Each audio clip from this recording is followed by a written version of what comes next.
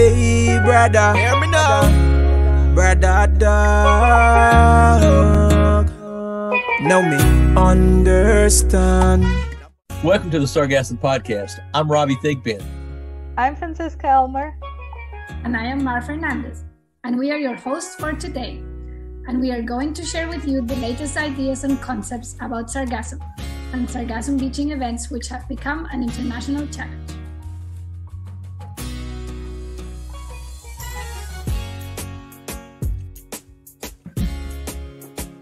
Hello everybody and welcome to the Sargassum Podcast.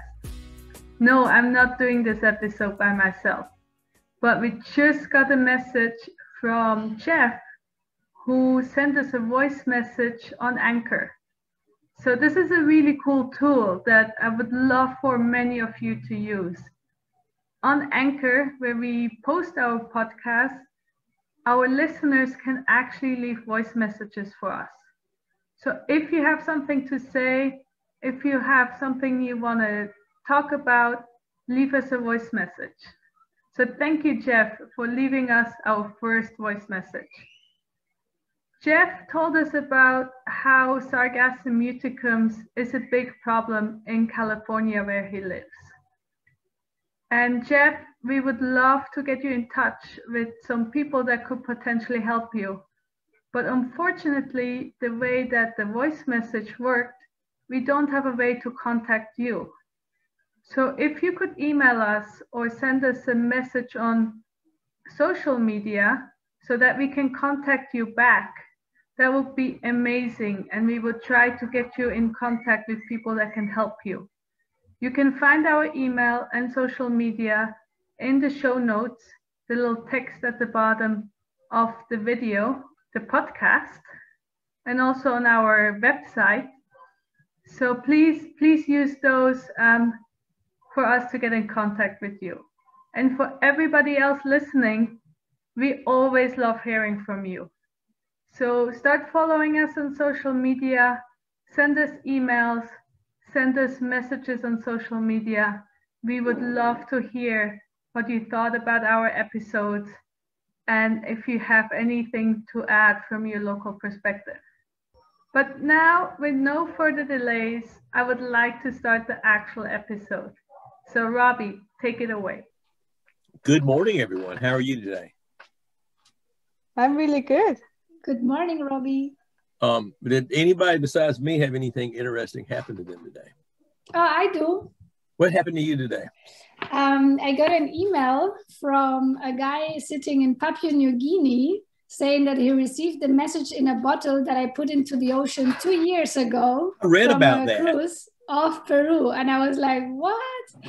Yeah, so it took 2 years for this bottle to go from Peru to Papua New Guinea with the message in the bottle. So I'm super excited about that. Yeah, that is it. I read about that this morning. That's really, really cool. And we need to write a story about it and publish it somewhere. Yeah, because that's a pretty long haul, I tell you what. And how about you, Miss Cheese Lady? Yeah, not much happened. I gave our first Sargassum outreach presentation this weekend, and people were really excited about Sargassum afterwards, which was really cool. You say not much, but that's huge. It is huge, and I have that's probably cool. at least two more presentations lined up just because people want me to talk to their groups now too. That's awesome. Something did interesting happen to me this week.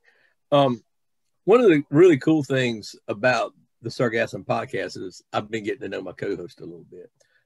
Florence, not so much. We haven't had a lot of contact. It's been more professional with her thus far. I hope that's going to change in the future. I do want to know about her. Cleo, because of her circumstances, I'm beginning to learn stuff about her. All I really know is now she's not stuck in some island in the wine dark sea where she has to go poach internet at the church and all. So, learn a little bit more about her. And I'm really welcoming the opportunity to get to know about the mother of my nephew and all, because I should know more about her and all. And that's, so I've been enjoying getting to know Mara a bit. And I think she's got She's Spanish and she's named after the sea. So that's really, really cool. And I know a lot about Francisca. I know her whole family. I've spoken to all of them, but I think that have I spoken to your father? I've spoken to everybody else, so I believe, and all, and so that's been fun. And they've been getting to know me a little bit, and all, and they know I like to laugh and tease. And what I'm about to share with them is something. It's kind of a warning. You know, I'm a pretty boring guy, you know, and but one thing I like to do is I like to talk perfectly innocent people into smuggling things for me into the States and all, just some random stuff, nothing dangerous or anything, just random stuff. And on Friday, I received some cheese. Now, this cheese is one of the most random, roundabout ways it came to me. It's Swedish, it's cheese from the mountains of Switzerland. And it was purchased in a town that sounded like right out of Beowulf that I can't pronounce. But it went from there to Amsterdam to Cancun. It got on a taxi in Cancun and went to Playa, stayed there for a couple of weeks. And at that point, a different mule had it. One mule had it to begin with, and now a different mule had it. And that mule took it back to Cancun in a bus, an ADO. And from Cancun, it flew to Fort Lauderdale, where it was sent to me via Federal Express, and it was right at a pound or about a half a kilo. And I'm finishing up the first half of it today, and all I got like this here much left. It's been so delicious, and it's really been nice and all. And just having it brings me as much pleasure as eating it, and that's really cool. And also, that's something cool that happened to me this week. And all, so yeah. But it's nice enough that about. It's so easy to make you happy. Oh, it's real easy to make me happy, real easy. But that was a pretty complicated set of things that happened and all. But anyway, we've got a guest lined up today from Colombia, and she's a scientist down there. Her and her husband are both biologists. He works with mangroves. I spoke to them a couple of days ago. Really nice bunch of people. They said they're going to try and introduce me to some palenqueros that might be able to work with us in my project. And that name shouldn't mean anything to you guys, but it means something to her and me. They're the first African community in the New World. So I'd really like to work with them on that. I think they're trying to create a library, and I'd like to be able to put a book in their library in their language. That would just be a wonderful, wonderful thing. So I'm really excited. But her name is Brigitte Gavio. She's an associate professor in the Department of Biology in La Universidad Nacional de Colombia. And she leads the research group in molecular systematics and biogeography of marine macroalgae. And her research focuses on taxonomy and biogeography of marine algae. And with that, please let's welcome Brigitte to our podcast today. Thank you very much for the invitation to all of you guys. And well, I wanted to thank also for the initiatives, because it's very interesting, and in these times it's very important as well to reach as much public as possible. So thank you again. And well, everybody, hi. Hi. Hola. Yeah, thank you so much for joining us today. And of course, I would like to start with our star question. That is, what is sargassum for you? Well, I mean, the pelagic sargassum, which we are talking in this podcast, is a beautiful species, right? That forms a unique ecosystem offshore the Western Atlantic, which is known the Sargassum Sea. It harbors unique species and is refuge to a great variety of organisms, among them sea turtles, right? The baby sea turtle, when they hatches from their eggs and they travel and they go to the ocean, they go to the Sargasso Sea. They are known as the lost ears. and they feed there and they grow there until they are big enough to go back to the coast and stay the coast for the rest of the life. So it's a very important ecosystem. And of course, it's a beautiful alga. I mean, I'm in love with all algae. So, I mean, this is a beautiful one. And I find it striking that it's never attached to the bottom. So, I mean, I think it's just fantastic. The situation we are living in the Caribbean is not that great, but still we are in a changing world, with the climate change and all these associated problems we have with marine and terrestrial ecosystem. So even if I guess nobody expects this situation, well, we have to live with this, and it's part of what we have caused to the ecosystems at the global scale. Wow. Yeah. Could you tell us a bit how is Colombia affected by sargassum? Until today, Colombia has not really experienced the enormous influx of sargassum which has occurred in the Caribbean Sea, like in Mexico and in the islands farther north. Occasional stranding have been observed in the archipelago of San Andres, Old Providence, and St. Catalin, which is farther north of the coast of Colombia, which is, offshore the coast of Nicaragua. It's much norther, but it has never reached the proportion observed at other sites like the Riviera Maya in Mexico or other sites like the Antillean Islands. So we have been spared until now of this big problem on the continental coast of Colombia has never been observed. So we are good for now, at least. Nice. Well, so do you think that in the future that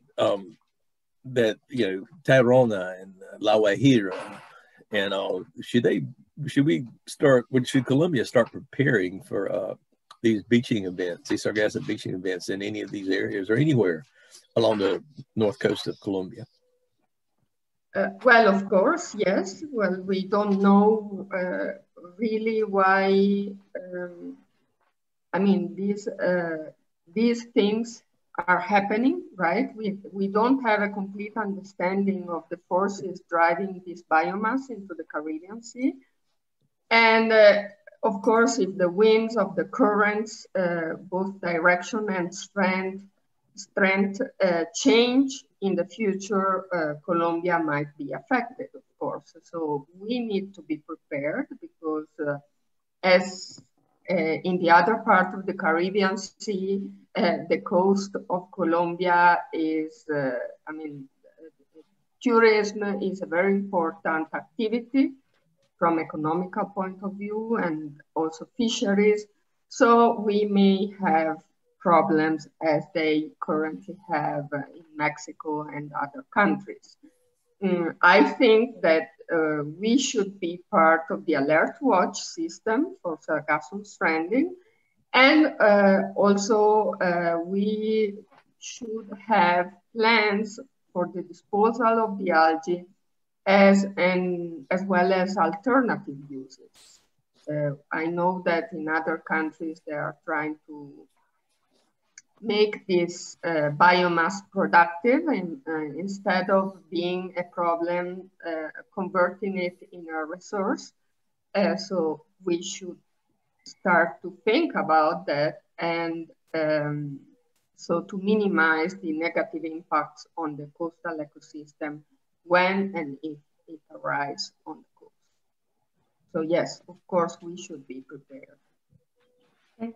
And you talked before about the archipelago of San Andres. Can you tell us a bit about Cayo Serranilla? Where is it located? What makes it a unique place and so on?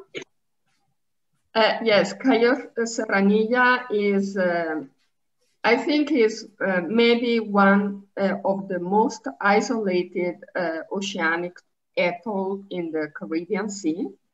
It is part of the archipelago of San Andres, Hot Providence, and St. Catalin.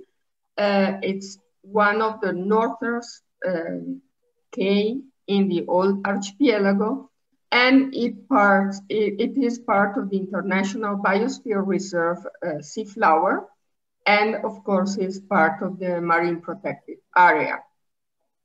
It is located in the central part of the Caribbean Sea, about 330 kilometers southwest, of Jamaica. So it's farther north, right, compared to the rest of Colombia. And it has a marine extension of about 1,200 square kilometers. So it's very isolated. It's composed of 3 small emerged cays, and direct anthropic stress over there is very limited because there are no urban settlement. Jamaica is over 300 kilometers away. The continental coast of Central America is farther away, is more than 360 kilometers away. So it's really isolated in the Caribbean Sea. So it's very interesting, but also due to this isolation, which is so far away, is one of the least known area in the Caribbean Sea from a scientific point of view. Colombia, in the past years, they organized a scientific expedition to study Serranilla and the surrounding area. And as I said, there are 3 small emerged cays, and in the main one, there is a military post with about 12 people live there. So we camped in this cave during the expedition, and I was lucky enough to be part of this expedition to study the marine flora of the area, which has never been studied before. And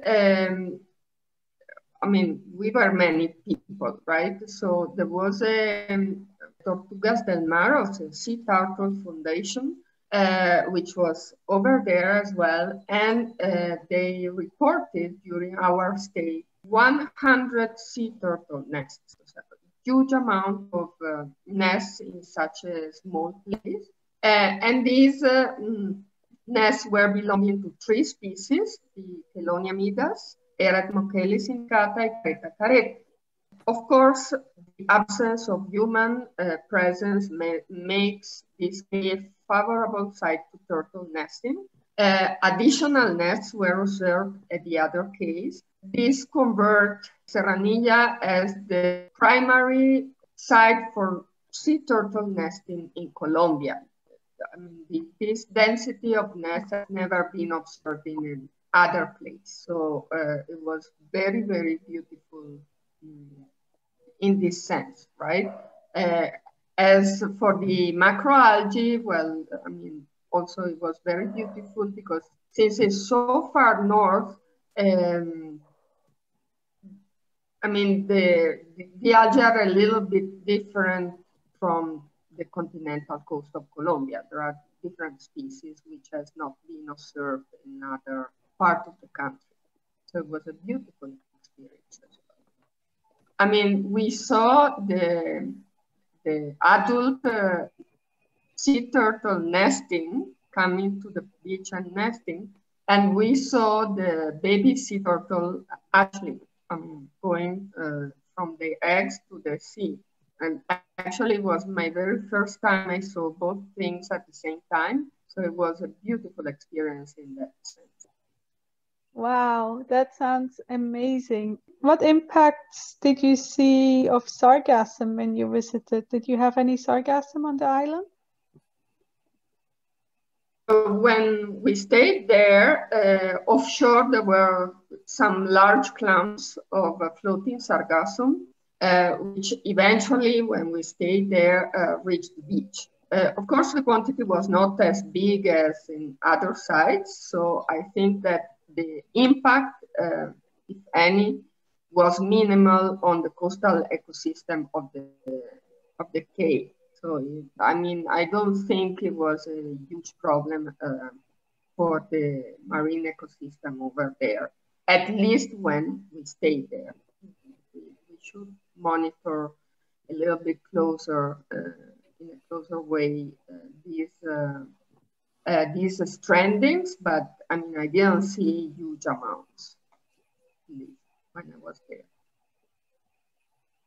Nice. Well, speaking of sea turtles and all, what kind of impacts is this pelagic? Is the pelagic sargassum having any impacts on nesting turtles, or is it just a really cool ecosystem for the babies to live in?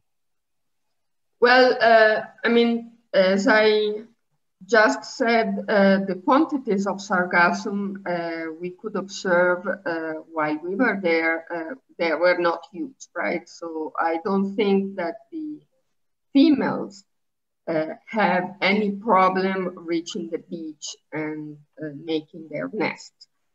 So for the females, I don't think it was a big problem. As I said, in the cave where we were staying, there is a military post, and they stay there to make sure the territorial ownership of Colombia, I don't know how to say that, is respected, right? So a vessel of the Colombian Navy goes to deliver food and water to the soldiers, and also to change personnel. During one of these trips, the rats were introduced to the cave, and they don't have enemies. There are no cats, there are no dogs, and so the rats multiply on the island and predate on whatever food source they can find, right? So actually, I mean, when we were there, there was also an ornithologist who studied the bird population of the island, and he observed that there is not a single nest on the island. There are birds, but they are not nesting there, sure, because of rats. Rats may predate on hatchling sea turtles. They actually, in other countries, like in Papua New Guinea, they already observed that invasive rats may occasionally eat the baby sea turtles when they run short of food. So the presence of sargassum on the beach is an additional barrier for the baby sea turtles in the race to the ocean. So it's not a big problem because they can reach the ocean. We saw them, they could because the amount was not as great, but still they spend much more time during this trip, and it might make them more vulnerable to the introduced rats. So I think that yes, the sargassum itself might be an additional threat to the sea turtle because of the rats in the island itself. I mean, and we have to consider that all the species of sea turtle are endangered, right? So in this case, being in such a pristine area, it might be an additional problem to be. Unfortunately, we suggest to eliminate the rats. Well, Bridget, how large is the island? It's very small. You know, you can make the tour around of the island in less than an hour. So okay. It's very, very small. I mean, there is a military post. One side of the island is sandy beach, you know, the one that is in front of the lagoon. And on the other side is more rocky shore. And we saw nests on both sides of the island. The sea turtle are able to climb on the rocky shore to reach the sand and dig their nest. Nice. Was this a volcanic island or is it a coral island? It's coralline. Okay. It's an ancient atoll. Yes. Oh, okay. Okay. Thank you so much for sharing that. And well, it sounds like a beautiful place except for the rats. It's wonderful. Yeah. Yeah. Yeah. Maybe one day I'm going to talk to you and take me there so I can see it. Yeah. I'll bring my bow and we'll go rat hunting. Well, that's good. Sailing over there. I have some friends from Hawaii who specialize on removing rats from islands, and they have done so successfully on very remote islands in the Pacific. It does cost some money, I think, to remove them in Palmyra Atoll, which had a really large rat population as well. It cost about $2 million, but now it's rat-free, and they just have to make sure that all the boats that go there get inspected first, because you don't want to have to invest again that money, because you have to really get every single rat out. Like, if there's one female pregnant rat left, you have a problem. Yes. But it's really worth it to get rid of the rats, and it sounds like this atoll needs it too, especially for the sea turtles. And the birds. Yes. Yes. There is a novel that I can't remember the name from right now that starts with such a story of removing rats from a remote island. I should find it and put it in the notes of the show. Yeah, I think they should do it. I mean, also, we were camping in the island, and I mean, I'm scared of rats, of course. So, I mean, at night, I wouldn't go out for nothing, right? Because if you encounter a rat, it's not a very fun experience.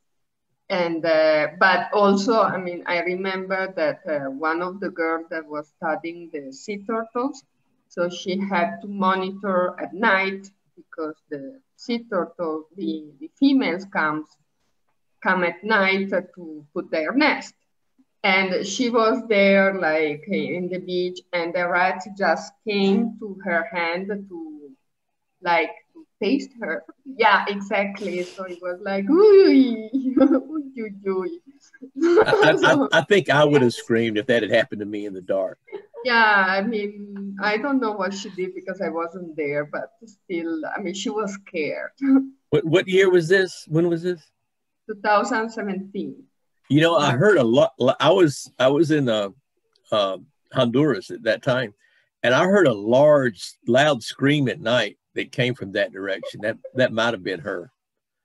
Right. Yeah, I know. I would have probably been that loud. There also, I mean, one of the rats entered one of the tents, not mine, the ornithologist. So he was upset as well, you know. And after that, we were making sure that we were closing very tight our tents, because we didn't want any unwanted. Well, the thing is, in a situation like that, they would have to be getting very ferocious, if you will, because of the competition for food. You know, when we see a rat in a lot of places, and you know, that's not an island, they run from you. But in a situation like that, I think they'd be very aggressive, just simply for trying to compete for food. And I think that the more aggressive ones would be the ones that would survive, and the timid ones would, you know, get eked out by Darwin and stuff. And so, yeah, it can make for a very dangerous situation, if you will. Plus, there's probably no like big predators on the island, so they may actually are the top predator on the island, and therefore don't have to run away from anybody. Could be. Maybe we should start the military there should start using them as a protein source. Eat them to death. I was just reading that drones are used to catch them, actually, to follow them, the rats, and try to identify them and scare them. I don't know. But yeah, eating them would be an option, sure. Yeah, I mean, that seems to be the way we make so many things go extinct, is simply by eating them to death. Roasted rat with sargassum salad. Well, you need to get some salt from someplace. Yeah. I'm just thinking before we let you go, and to bring the topic back to sargassum and the turtles, which is the nice part of the story. How far away from the coast would you expect to find baby turtles in the sargassum? So the background for this question is, if we're aiming at, for example, trying to capture the sargassum before it reaches the coast and maybe use it for other purposes like carbon sequestration or producing plastics with it, or you name it, what is the potential to actually find sea turtles offshore in the sargassum? In the clams, the floating clams that arise to the coast, you mean? Yes, but like when they're still off the shore. Yeah, I don't know. I honestly don't know. Well, I haven't seen any. We saw the clams and we don't see any. So it seems like they only use it as a refugee when it's close to the coast, I guess. I think I've read up on it a bit. There's a few research papers out from the Gulf, and Sargasso Sea. And when the turtles get off the beach, they really go and find the closest clump. So it can be quite close to shore. But then they travel with that clump as far as it goes. Like they could travel with the same clump for a very long time, maybe 1 or 2 years. They don't know exactly that, but they have looked at clumps far out in the ocean which have turtles in it. Okay, but these are the ones from the Sargasso Sea getting out, but probably not the ones coming across the Atlantic into the Caribbean, right? Yeah, the study that did the work, sorry, there's so many dogs. The study that did the work, they looked at, they were in the Gulf of Mexico and looked at those strains that go between the Gulf of Mexico and the Sargasso Sea. But yeah, no research, as far as I know, has been done on this for like the Great Atlantic Sargasso Belt and the new stuff we're getting. Yeah, you would think that when these mats break off, whatever animals are in there, the seahorses, the frogfish, the sea turtle, whatever, they don't know that it's broken off. I mean, these are huge chunks that are breaking off these mats, and they don't know that it's broken off. They don't know that, like, oh, we're going to go die on the beach. Let's leave this one and go to another one. So I would suspect that what we'll find is that those ecosystems are more or less intact as they're floating across, getting ready to land in Quintana Roo or Belize or wherever. And that's what I would suspect, is that they would be more or less the ecosystem. It'd be a complete ecosystem that's moving across the waters, heading for the beach. Yeah, I guess you're right. If it's a sargassum patch that forms close to the shore, and then the sea turtles use it as a refugee, and then they travel with it, they will, as you say, they will end up wherever the sargassum patch goes. But I think maybe the sargassum that starts growing in the middle of the Atlantic, where the turtles are not there, and then comes towards the coast, might be colonized by the turtles as it arrives close to the coast, but it will not bring the turtles from the tropical Atlantic or anywhere. I don't know. Who knows? That's a good research project for you. We should write a project about this, Brigitte. Yes. Nice. Thank you so much for being today with us. It was great to hear the nice stories about sea turtles and sargassum, and how Colombia is not affected by the masses of sargassum yet, but it might be in the future. So you're getting ready for that. And hopefully talk to you soon in the future. And thanks a lot for your time. Thank you very much to all of you for attending me, and to all the people that will listen to this, and have a great day. So, what did we learn today? I learned about rats on islands, which is an unexpected outcome for a Sargassum podcast. But there you see how Sargassum touches among all topics in this world. It does. It does. I wasn't shocked at that coming up, but I was certainly surprised that we ended up discussing rats today. And and it seemed like it's a really bad thing. I would think that a lot of the problem we're seeing with the nesting sea turtles and the birds are certainly a direct result of that, that threat and all, where they've become, instead they've probably a huge part of the population that's not near the garbage dump has probably become predators as opposed to scavengers, and it sounds like it's become a real issue. Yeah, I mean, I spent 3.5 years in New Zealand for my PhD. And in New Zealand, when you do conservation, your biggest job is really just killing rats and other introduced animals so that the birds and the reptiles can flourish again. So yeah, I would go out and bait rat traps to help the penguins and so on. So yeah. We have thought, right? You Yes. sign up for saving the world and doing conservationist work, and then you end up killing rats.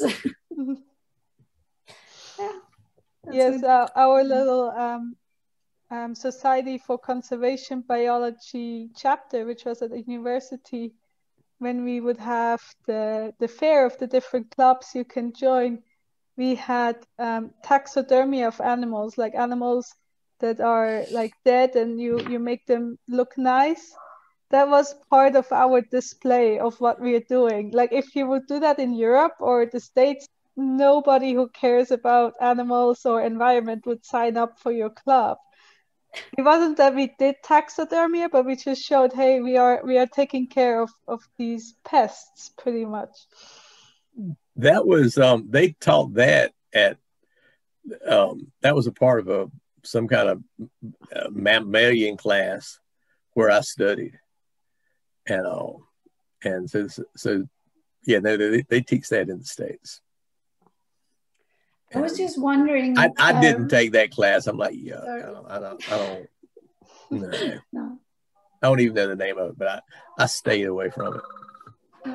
I was just wondering, going back to Colombia, if actually the Colombia part that is in the Caribbean is now having an advantage in terms of tourism because it's not so affected by sargassum compared to Mexico and other areas, right? Like, because I mean, at least my view from Europe is that when someone wants to go to the Caribbean, you go either to Mexico, maybe to Cuba, or maybe to Dominican Republic. Those are the main places. Maybe Curacao, of course, because it's half Dutch.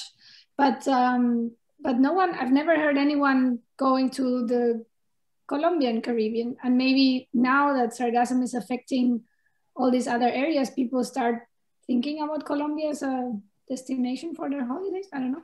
Yeah, I hope so. I think a lot of people in Europe still think Colombia is a very dangerous country, which I guess if you go to the wrong places, it's true. But I've been to Colombia and it's actually a really, really beautiful country with one of the highest biodiversity per country in the world. But I think it's very unknown to Europeans, but maybe now that they're looking for other places to go, they may consider Colombia. What I found really interesting is, I mean, luckily Colombia doesn't get much sargassum, but the areas that do get it are quite far away from the coast. So I could see that if it gets worse, those are probably the areas that get impacted the first. And so doing removal there will be really hard because you need to get the people, the machinery, or whatever you're going to use. Like imagine if you had to build a barrier there, how long will it take to even just get the stuff there? So that kind of worries me for potentially the future, especially hearing about how amazing of an ecosystem and how important it is for the turtles. Like it's the main turtle place or nesting place in Colombia. So if it starts to get a lot of sargassum, this place should be protected. But it may become really difficult to do so. North coast of Colombia, you get up to Cartagena, it's not so impacted by other stuff. But Torona, La Guajira, which you hear me mention from time to time, there's a lot of fragile cultures and linguistic indigenous groups, we're going to call them, that live there. And it seems like every time a lot of this stuff comes in for tourism, the culture changes. And over here, they got a lot of other problems already with the extraction technologies, and using a lot of their water, and it's already an arid place. And also, I don't know how I would feel about bringing tourism into these places. And if the people as a whole would say, yeah, I'd support what the people supported, but just right this minute, I would say stuff like that should be left up to the people and not the government. And all the White, the Bribi, and the Arahuaco, and others. And I'd say the same for the Imbara and others on the Pacific coast as well.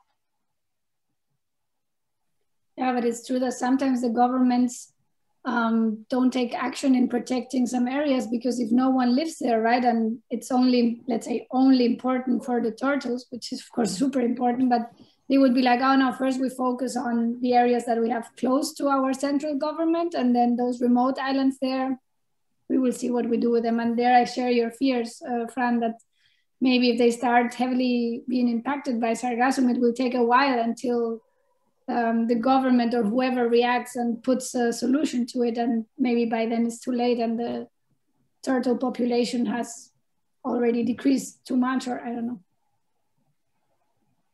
A lot of things to think about. Lots of things to think about. Entonces, ¿qué más? I think that was it. Yeah. Excellent. Hey, this was a really, like all of our stuff, this was great.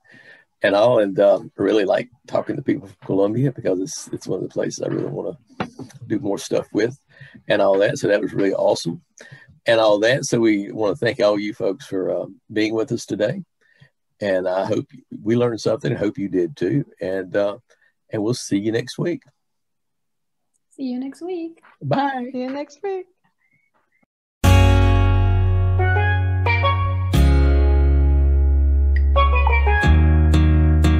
Hey, thanks for tuning in today and learning with us from our guest.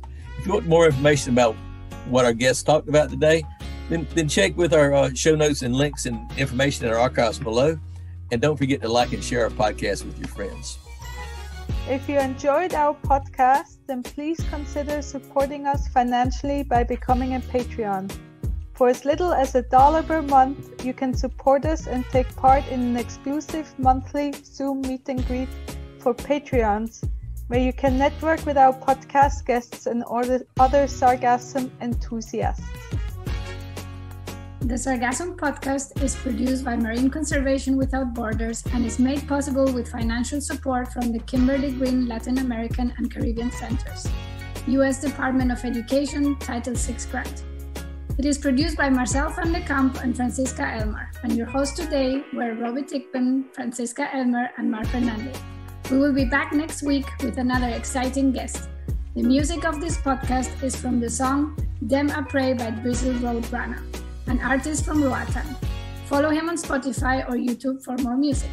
But for now, here's the full song, Dem Après. Hey, brother, hear me now. Brother dog. Now me understand. Now for them no want to see we get nothing. That's why them a pray and always front and star. Now for them no want to see we get nothing. That's why them a pray. Now for them a pray.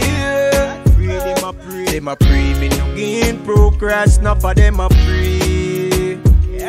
Them a pray, me no reap success. Now for them a pray.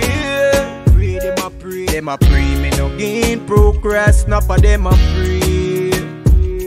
Them a pray, me no reap success. So me tell them, yeah, what is come and me no take that. Only if it come from from Jah, I'll accept that. Enough of them me put me trust in and give me setback. Yo, selector, will and pull up that. Tell some wicked that bad mind, me no fear them. Anytime them cheat and chat, me no hear them. Me dash a few hard soak for the queer them. Me dash a few hard soak, tell them where them. Enough of them a free. Them a free, me no gain progress. Enough of them a free. Them a free, me no reap success. So me tell them yeah. Yes, me know me have a lot of fake friends, but me never woulda thought me woulda have fake family. So me tell them straight, me no trust them. Me no trust you and me no trust him. Fake friend lost bad mind in a real life. Star me no rate that, star me no rate that. Me real family woulda bust a million shot in a real life. Now for them a free, them a free, me no gain progress. Now for them a free. Them a free, me no reap success. Now for them a free. Them a free, me no gain progress. Now for them a free. Them a free, me no reap success. So me tell them yeah.